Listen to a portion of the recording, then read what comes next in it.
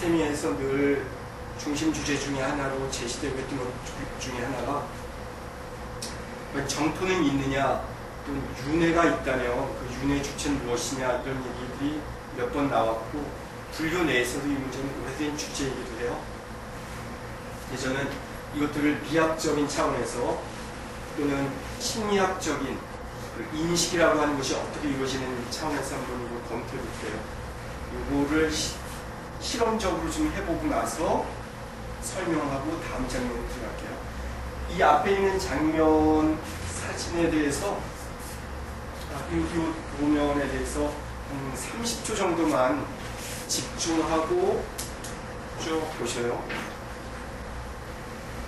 30초 정도 집중하고 보신 후에 제가 뭔가 요즘 다른 테크닉을 통해서 무엇이 있었는지 30분 정도 30초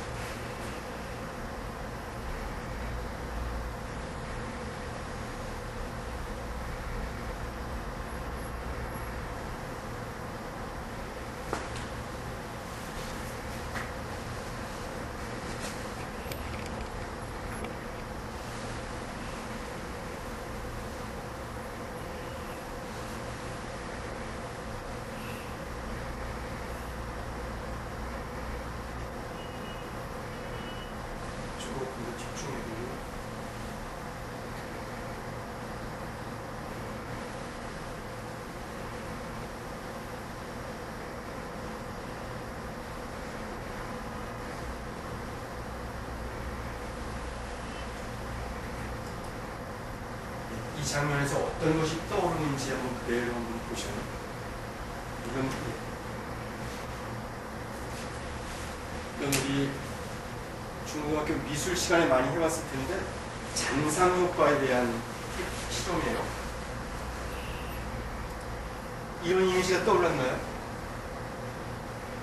휘나면 안 떠올랐어요?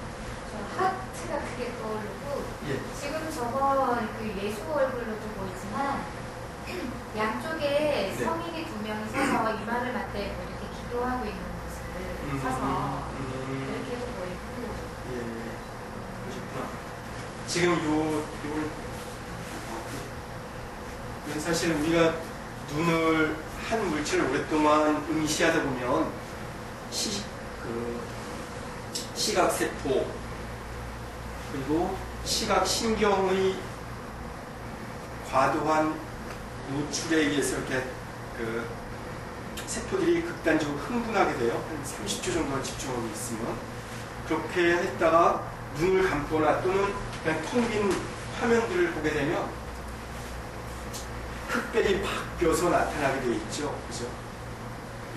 이걸 일컬어서 이제 잔상효과라고 얘기하는데 이 잔상효과는 불교의 윤회라든지 어부의 해석에 대해서도 무척 중요한 단서를 주고 있어요.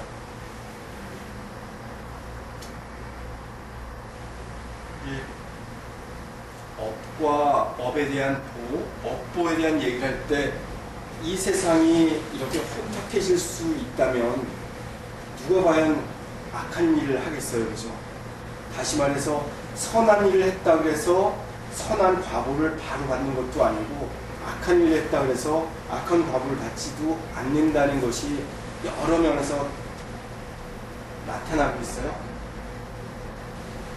그래서 제가 전에도 선과 악 간의 일정한 결합관계가 나타나지 않는 이 모순된 세상에 대한 얘기를 좀 있었죠.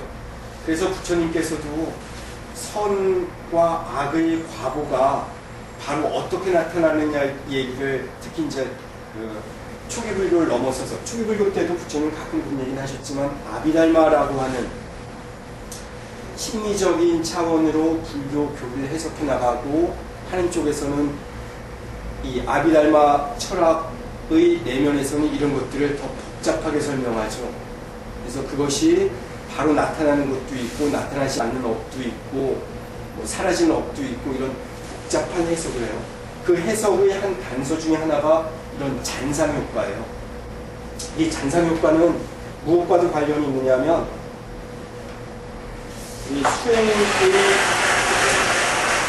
두 가지 수행의 흐름 차원에서도 무척 중요한 얘기를 해주는데, 첫 번째 우리가 잘 알고 있는 것은 우리 참선 같은 것들은 흔히 얘기할 때 사마타 수행이라고 하죠, 그렇죠? 또는 남방에서 들어온 수행의 방법 중에 하나는 위파사나 수행이 있어요.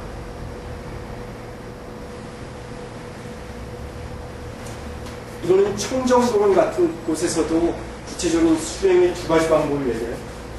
적지 않으셔도 돼요. 다 아는 얘기여서. 흔히 우리가 아는 지관 수행법, 이 바로 사마타와 비파사나를 얘기하는 거예요. 이 멈춘다고 하는, 다시 말해서 이전에 분주했던 마음을 고요히 하고 한 곳에 집중하게 되는 수행이에요. 이거는 집중 수행이죠. 이 관법 수행은 남방의 위파사나 수행인데, 이렇게 우리가 사물을 오랫동안 보다가 나타나는 잔상효과 또는 업에 대한 문제, 물론 이 잔상효과를 업으로 바로 이어서 해석할 수는 없는데, 저는 이 불교 미학 시간에 그런 식으로 좀 과학이 밝혀낸 것들을 인식이 무엇인지 또는 우리가 무엇을 아름답다고 느끼는지 차원에서 이렇게 쉽게 설명하기 위해서 이렇게 설명해 보는 거예요. 이 잔상효과가 업과 직접적으로 관련있다고 생각하진 않으셔도 됐는데, 설명컨대, 비유컨대 이런 가능한 예시가 설정될 수 있다고 하는 얘기를 하는 거예요. 그래서 위파사나에는 대표적으로 좀 전에 우리가 했던 것처럼 앉았을 때의 몸의 느낌이라든지 어떤 감각에 대한 느낌, 또는 우리 마음 또는 부처님이나 지리에 대한 느낌들을 어떻게 우리가 알아가느냐라고 하는 사경처 수행을 대표적으로 한다면, 이 사마타 수행에서는 어떤 표상이라고 하는 것이 드러나게 많이 수행을 해요. 이 표상을 니미따라고 그러죠. 그죠? 사마타 수행을 앉아서 오랫동안 하다 보면, 제가 전에도 내부 시각을 얘기할 때 어떤 형상이 떠올라요. 이 이미지들은, 이 표상들은, 이렇게 만들어진 이미지들은 내 내면에서 나오게 마련이지만, 나오는 것에 대한 밑바탕에는 내가 이때까지 살아온 어떤 삶의 경험들 속에서 발견되게 돼 있다는 거예요. 아까 제가 보여드렸던 어떤 얼굴 이미지에서도 이걸 보여주면 어떤 사람들은 이 이미지를 예수의 이미지로 보는 사람들도 있어요. 이렇게 해보면, 또 어떤 분들은 부처님의 이미지로 보기도 해요. 여러분 혹시 선불교, 초기불교 그 책에 방경일 거사가 보여줬던 자료화면, 이 사진과 많이 흡사한 사진이에요. 근데 우리가 어떤 문화권에 살았냐에 따라서 이걸 해석하는 방식이 부처님이나 예수 같다는 거예요. 이런 잔상효과는 우리 내면에 남아있는 것들이 그대로 어떻게 끄집어 나오느냐라고 하는 걸 보여주죠. 이런 데서 우리가 찾아볼 수 있는 게 심리적으로는 로르샤하라고 하는 심리 분석 기법 있죠. 그죠? 대칭되어 있는 어떤 그림을 보여주면서 이 그림에서 우리가 무엇을 발견할 수 있는지 읽어보라 그러고, 그걸 통해서 이 사람의 내면을 검토해 들어가는 방식이 있어요. 아무튼 좀 전에 해본 것들을 이런 시각적 잔상효과라고만 보지 말고 어떤 니미따에 대한 이미지로 해석을 해본다면, 우리가 이렇게 일상에서 겪는 어떤 것들을 내 내면에서 어떻게 재조립해 나가야 될지, 어떻게 재구성해서 좀 더 어제보다 나은 삶을 향해 나갈 수 있도록 노력할 수 있는지가 나와요. 그래야만 참된 행복에 도달할 수 있기 때문에, 이건 없는 훈련과 수련과 수행을 통해서 가능한 일이에요. 그렇지 않으면 대부분의 우리 마음의 구조는 대부분 어두운 곳으로 흘러가게 많이 돼 있거든요. 왜냐하면 우리의 일상적인 삶은 실제로 어떻게 이루어지냐면, 많은 사람들을 만나보면 우리 다 느낄 거예요. 대부분의 사람들이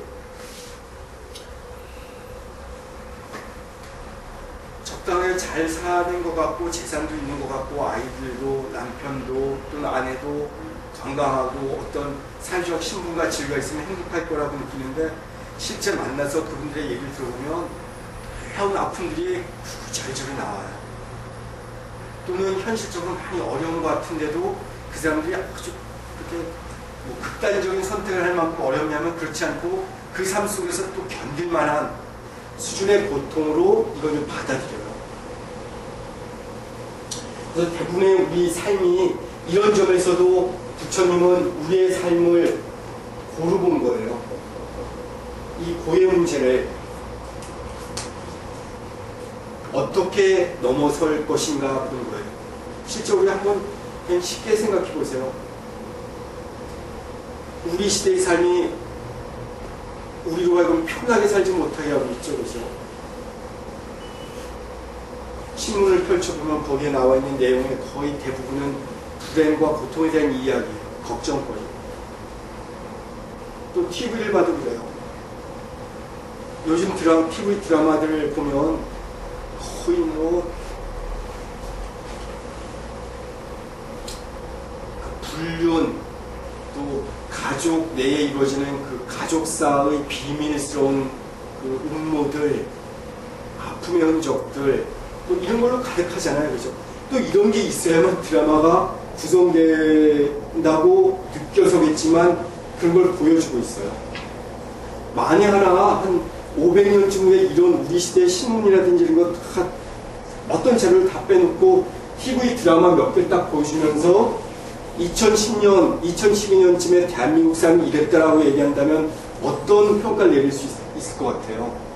야, 그 당시 정말 이렇게 해괴한 삶을 살았구나라고 볼 거예요. 근데 우리는 알게 모르게 이런 우리 바깥 세계에서 바깥에서 벌어진 일들이 우리에게 들어올 때 이렇게 들어오게 돼 있죠. 그리고 우리 내면에는 프로트 심리학을 얘기하지 않는다 하더라도 어려서부터 축적되어 온 어떤 아픔의 흔적들을 우리는 기억하고 있어요. 그래서 억압되어 있는 많은 것들이 우리를 짓누르는 고통의 흔적들로 인해서 우리는 매 순간 우리 내면은 매 순간 긴장하고 있고 거기에 반응하고 있어요. 또는 이런 억압된 욕망이 없다 하더라도 정말 도덕적으로 순수하게 산다고 하더라도 이 사람에게는 어떤 도덕적인 것들, 선하게 살아야 된다는 것들이 강박적으로 우리를 억압하고 있어요. 그래서 우리의 삶은 구조적으로 이렇게 바깥으로부터 물밀들 밀려 들어오는 폭풍들이 있고 우리 내면에서는 엄청난 압력에 의해서 눌려진 것들이 있거나 위로부터 우리의 삶을 억누르는 것들에 의해서 우리는 무엇인가 가볍고 행복하고 받지 못하고 매 순간 이렇게 어두워지거나 힘겨워하거나 슬퍼지거나 그럴 수 있는 거예요. 이러한 삶의 중력으로부터 벗어나기 위해서 또는 외부로부터 들어오는 압력으로부터 자기 자신을 잘 보호하기 위해서 이런 사마타 수행이 제시준 또는 잔상효과에서 본 것처럼 어떻게 행복을 선택해 나갈 건가라고 하는 의지적 결단들이 매 순간 필요한 거예요. 실제 우리 삶은 이런 의지적 결단을 통해서만이 행복에 도달한다고 부처님이 그렇게 보고 계신 거예요. 그래서 수행의 길로 가라고 얘기하는 거죠.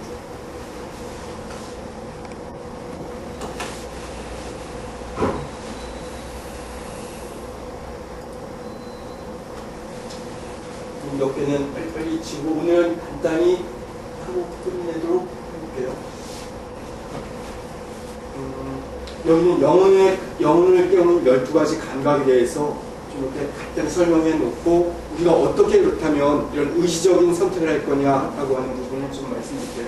여기서 영혼이라고 하는 말을 쓰면 우리 자꾸 이렇게 부담감 느끼는데 부담감을 느끼는 용어로 받아들이지 말고 우리 삶에 외부로부터 이렇게 자주 들끓고 반응하고 걱정하고 근심하는 존재가 아니고 우리 참된 내면 또는 부처님께서 얘기하는 어떤 조건에 의해서 만들어지는 나, 서로 연기되어 있는 상의 상관하는 나의 어떤 현상들을 영혼이라고 받아들이셔도 될 거예요. 영혼 그러면 이것이 마치 기독교적인 용어처럼 자꾸 오해하는데 그렇진 않아요. 왜냐하면 금방 제가 좀 전에 얘기한 것처럼 윤회에 대한 얘기를 했죠. 그죠? 윤회는 반드시 윤회 주체를 통해서 형성돼요. 그죠? 이유도 없이 벌판에, 빈 벌판에서 싹 터나오진 않을 거 아니에요. 그죠? 내가 여기 있는 것도 내 부모님의 몸을 빌어서 오는 것처럼, 그리고 내 마음의 움직임조차도 그런 거예요. 마치 촛불 하나가 켜있을 때 바람이 불지 않으면 일렁이지 않죠. 그리고 무한 공간에 켜져 있는 촛불이라면, 빛이라면 밝게 빛나지 않아요. 반사해주는 것이기 때문에 나오는 거죠.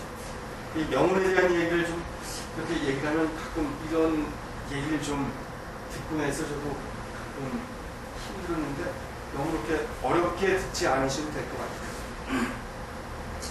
이거는 사실은 그 미학이라고 하는, 또는 심리학과 밀접하게 관련되어 있는 슈타이너라고 하는 사람, 인지학을 많이 속에서 일깨워줬었죠. 슈타이너의 제자 중에 한 사람이 덴마크에서 의사로 있으면서 평생 동안 이걸 연구했어요.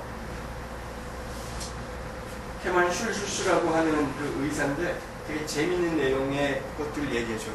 제가 아까 임진년 얘기를 하면서 음력 3월이 음력 3월이 흙에 해당된다 그랬죠. 그죠? 그럼 정월달은 호랑이의 달이라고 봐요. 정월. 그래서 인묘진으로 나가기 때문에 음력 3월이 용의 달이고, 그때가 흙의 용이 강하게 있어서 어떤 임진이라고 하는 진의 흙에다가 진의 월이 가세된다고 봤던 것처럼, 서구에서는 12개의 별자리에 어떤 각각의 의미를 붙이곤 했어요. 이거는 삶을 구조적으로 또는 통합적으로 살고자 하는 노력이기도 하고, 우리의 의식은 무엇인가 대상을 향해서 없이 움직이게 돼 있어요. 이렇게 마음 자체만 홀로 빛나는 자리를 갈 수 없기 때문에 고도의 수행을 통해서만 마음 혼자만 독존의 자리에 온전히 가 있기 때문에 우리 이런 대상들을 통해서 분주한 마음들을 좀 규모 있는 마음으로 정렬시킬 필요가 있어서 이 자료들을 좀 활용해 보는 거예요. 여기에서는 이렇게 흘러가는 자리가 일로 이렇게 돌아가게 되어 있는 화살표들이 있다는 걸 알 수 있을 거예요. 그리고 여기 있는 각각의 별자리들은 사실은 동양의 12, 12지로 받아들이시는 방식이 더 필요할 거예요. 서양의 어떤 천칭자리라든지 물고기 자리, 염소 자리 이런 것들보다는 우리는 뭐 쥐띠, 소띠, 용띠, 말띠 이런 식으로 받아들이면 좀 더 이해는 쉬울 수 있거든요. 그래서 이 감각들은 크게 육체의 감각에서부터 균형의 감각 그리고 영의 감각으로 세 파트로 이루어져 있다고 얘기해요. 다시 말해서 처음 겨울에 시작돼서 겨울에 씨앗들이 땅 속에 잠겨 있을 때 이 싹들은 발화하지 못하고 있는 상태여서 자기 내면과 외부 씨앗 자체와 씨앗을 둘러싸고 있는 땅이든 흙이든 물과의 접촉을 통해서 자기 존재를 알 수 있게 돼 있어요. 그래서 이런 식으로 하나의 씨앗이 결실을 맺을 때까지의 과정으로 볼 수 있을 것 같아요. 그래서 촉각에서부터 생명감각, 고유 운동감각, 균형감각, 그 후가 미각을 통해서 시각과 열감각. 우리 여기 이렇게 8가지 감각만 따라와도 안, 입이, 설신의라든지 색, 성향, 미촉법이라고 하는 개념들과 쉽게 연결될 수 있죠. 또는 12연기, 무명이라고 하는 것에서부터 한 걸음씩 나가고 있는 것과도 유사한 방식으로 설명되고 있음을 알 수 있어요. 그래서 이렇게 어떤 이론들이 우리 불교적인 시각을 통해서 훈련된 마음을 가지고 있다면 이런 방식은 쉽게 이해가 갈 수 있거든요. 그죠? 그리고 열감각 다음에 청각과 언어감각, 사고감각, 그리고 자아감각에 이르러서 한 존재는 완성되게 돼 있어요.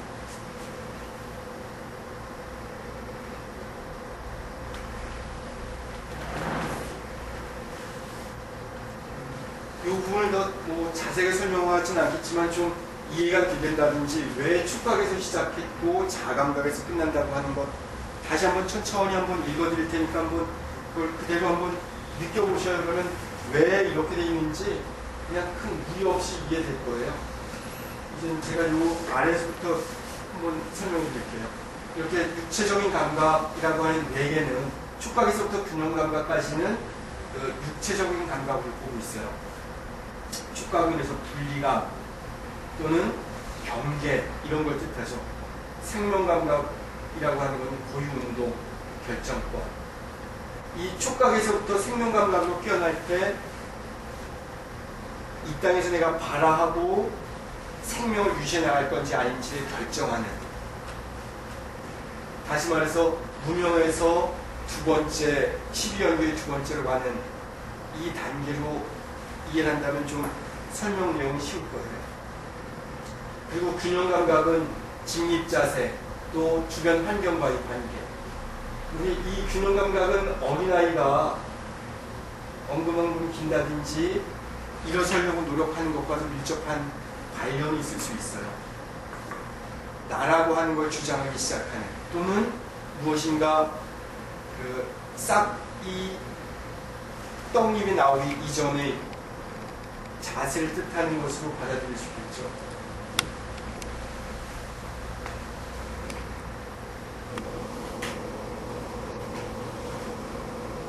또 영감각은 후각에서부터 이루어지고 있습니다. 후각은 의식, 혼, 의지 이런 걸로 이루어지고, 미각은 감성, 시각은 감각, 뭐 이런 식으로 이루어져 있다고 얘기를 할 수 있어요. 여기에 또 재밌는 사진 하나를 제가 다운받아왔는데, 자연계에 있는 것들은 우리 몸에 대부분 이렇게 상의적으로 존재하고 있는 것을 알 수 있어요. 부처님께서도 이런 부처님의 여러 가지 이야기를 가만히 분석해 보면 이런 도형들이 나타나는데, 그건 제가 세 번째 슬라이드에서 구조주의라고 하는 걸 통해서 좀 더 얘기를 해드릴게요. 우리 이 사람의 눈동자도 보면 이 동공 있는 중간에서부터 바깥으로 나갈수록 이런 식으로 형성되어 있어요, 사실은. 무지개 색처럼 빨강에서부터 어두워지는 색깔, 보라색, 남색 쪽. 예. 우리 실제로 이건 쌍무지개가 떠 있는 걸 보고 있는데, 이 무지개의 외부와 내부를 구분해보면 사실 이거 이렇게 여러분들한테 확인해보면 잘 무심잘 안 봤는지 또는 잘 이렇게 무심했는지 싶었는데, 안쪽이 밝을 것 같아요? 바깥쪽이 밝을 것 같아요?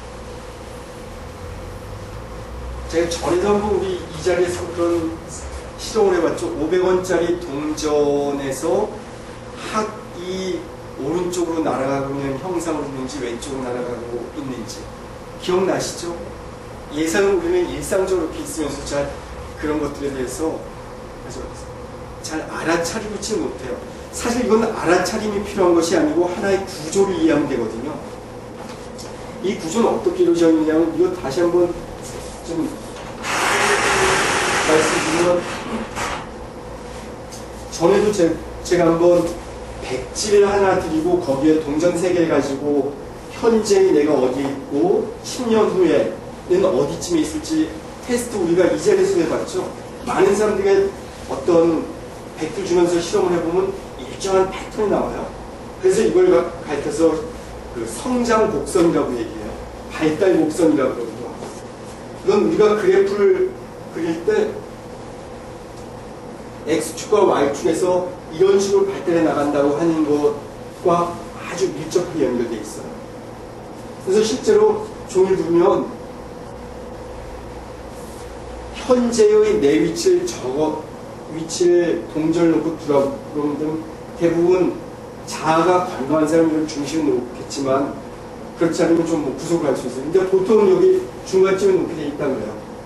그럼 이 위치로부터 10년 후에 나는 무엇을 하고 있고 어떻게 될 거고 계획을 세워보십시오 하고 10년 후에 자기에 해당되는 위치를 나오라 그러면 대체로 이런 라인 쪽으로 가 있어요.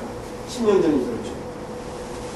다시 말해서 이런 구조를 우리가 이해한다면 100원, 500원짜리 동전에서도 학은 어디 향해서 날아가고 있는 걸 있겠어요? 이쪽 향해서 날아가죠. 머리가 일루돼 있고 날개 있고 다리가 이렇게 서 있는 모습으로 되어 있다는 건 아주 자명하게 나와요.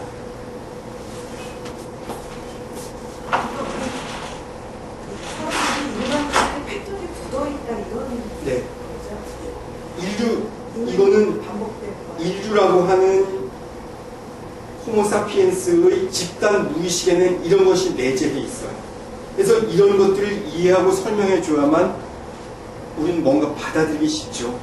그래서 무아라고 하는 설명이 이렇게 어렵고 이해가 안 되고 자주 논쟁거리가 되고 그거예요.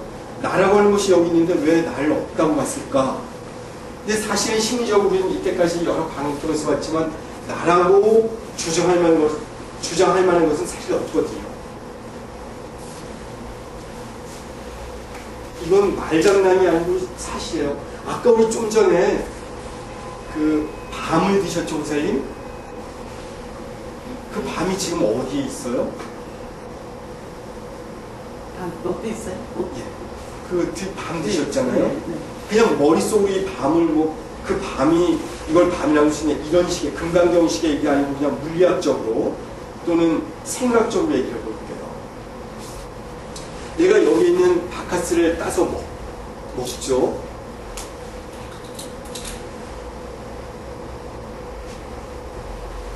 삼켰어요. 바카스는 지금 어디가 있죠? 제가 마신 것만큼 저 윗속에 들어가 있죠, 그렇죠?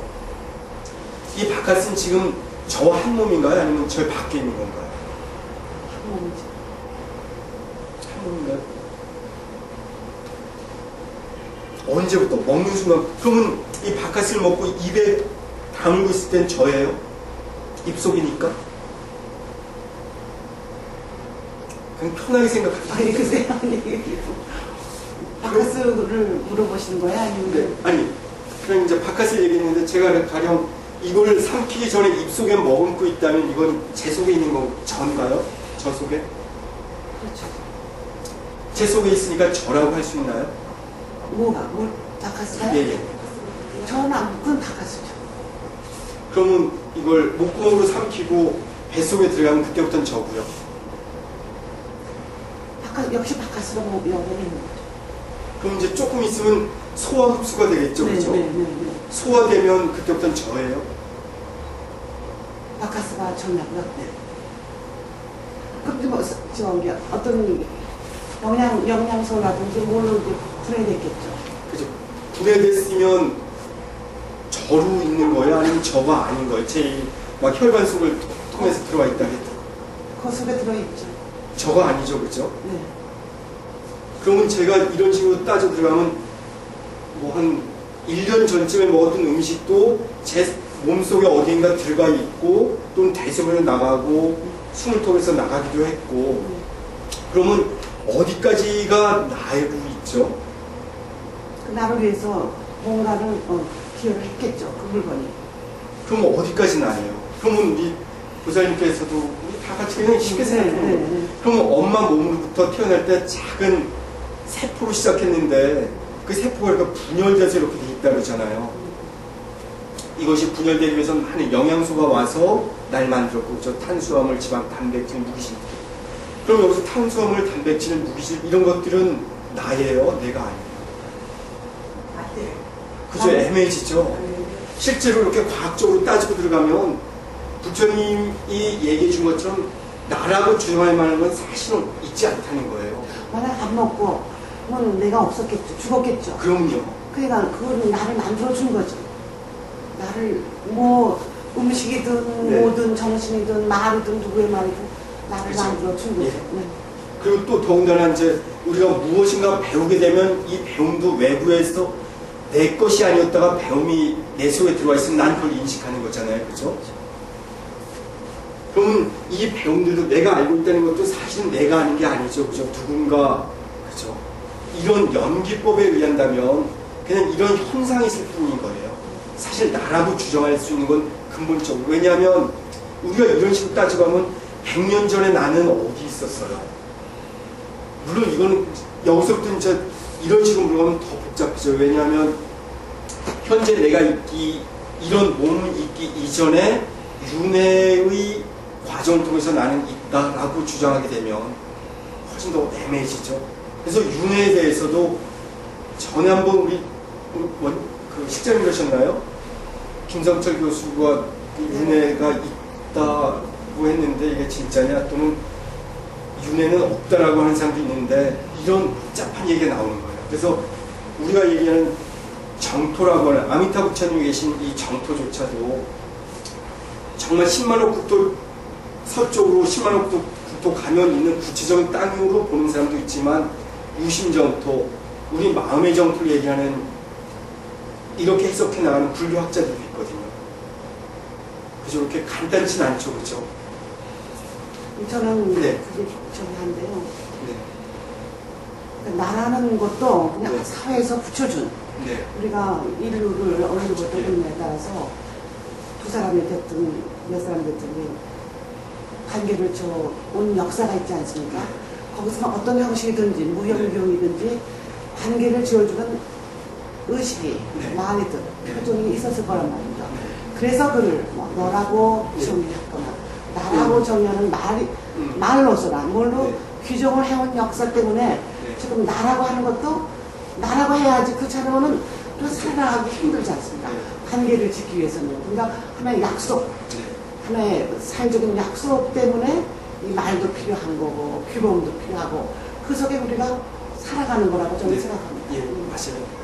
이제 이것들을 좀 더 얘기하면 그런 사회적 약속을 좀 더 이렇게 학문적으로 얘기하는 건 개념인 거죠. 그죠?